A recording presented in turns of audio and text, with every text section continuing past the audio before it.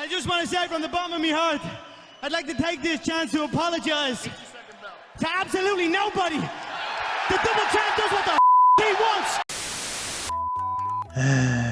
Being a Kawaki fan is just the same as having a torture fetish at this point, bro. I've been waiting to see this goofball get his power up for 6 months at this point, and Ikimoto is still blue balling us. What's up guys, hope y'all are having a wonderful day. So Boruto 2 Blue Vortex chapter 19 just came out, and I'd say it was definitely an improvement over last month's chapter. I enjoyed it a fair bit, and with that being said, it was far from perfect and still had a few issues in my opinion. That's pretty much the Cliff Notes version. Now let's actually get into what happened this month, shall we?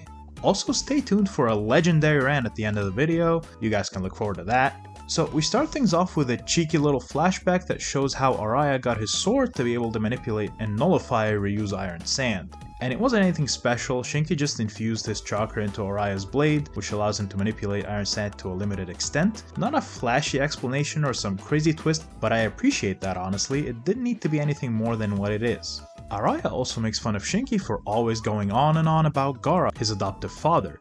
And Shinki bites back by saying that he's always going off about Yodo. I wonder if they're setting up for a potential love triangle situation here where Araya loves Yodo, Yodo loves Shinki, and Shinki's just built different, I guess? I don't know, it wouldn't surprise me given that love appears to be a pretty big theme for 2 Blue Vortex. Speaking of which, we also got a glimpse of my GOAT, Jura. He was speaking about human nature and how he believes Shinju are inherently superior because they embrace their natural instinct to evolve and don't let their critical thinking get in the way. This scene was already goated for the mere fact that it had Jura, but we got Bug-sama too? Ikimoto is spoiling us, bruh. And yeah, my goat Bug goes like, oh, poor humans, too bad, so sad, not a problem though. But Jura seems to think otherwise. He believes humans and Shinju have one thing in common: love.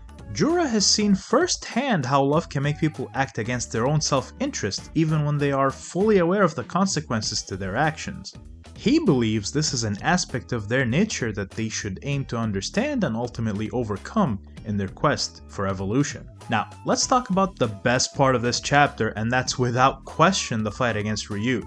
After so many months, we finally got ourselves some action, and honestly, it was pretty good. As discussed earlier, Araya's blade is the perfect counter to Ryu's iron sand, which actually allowed Team 7 and the Sand Duo to corner Ryu at first. He's outnumbered and his main ability is completely neutralized. But when the fight seemed to be going the hero's way, Ryu pulls out a cool new ability out of his ass. He completely turns into Iron Sand, Logia style, in order to avoid Sage Mitsuki's attack. I'm not gonna lie, this was awesome.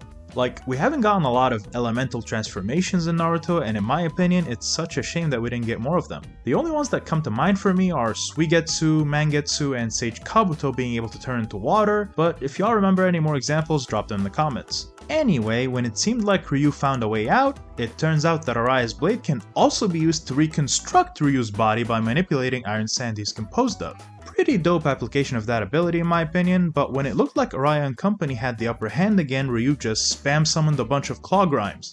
This was a pretty good showcase of intelligence from Ryu. The claw grimes are weak individually, but they created the perfect opening for him to get rid of Araya's blade. And now I'm honestly not even sure how they beat this guy. This is what I'm talking about, man. The fight is cool, dynamic, has a lot of moving parts, and I'm genuinely not sure how it's gonna go. It's keeping me at the edge of my seat and has me seriously hyped to see what happens next. It was definitely the highlight of this chapter for me, but let me know if you guys enjoyed it as much as I did, and also what y'all think is gonna happen next with this battle. I'm pretty glad that the blade won't be actually what decides the outcome here, as that would have been pretty boring. Also, I kinda lied a little bit. I do kinda see where this might go. I'm pretty sure Ryu will come close to killing the heroes and then Boruto will just spring into action and come around and save them, which should bring Jura into the battle. At least that's where I think this is going, but we'll see. Now this is the moment y'all have been waiting for. Rant mode, activate! I can't describe how much I despise the Konohamaru and Matsuri stuff that we got this chapter, bro. Like, I wasn't a big fan of it last month either, but this time around it got so much dumber. Like, fuck this, bro. Konohamaru is the single dumbest motherfucker I have ever had the displeasure of witnessing on my screen, bro. All your dumbass had to do was just act like you were into her for a little bit and bam, you win. He's actually an imbecile.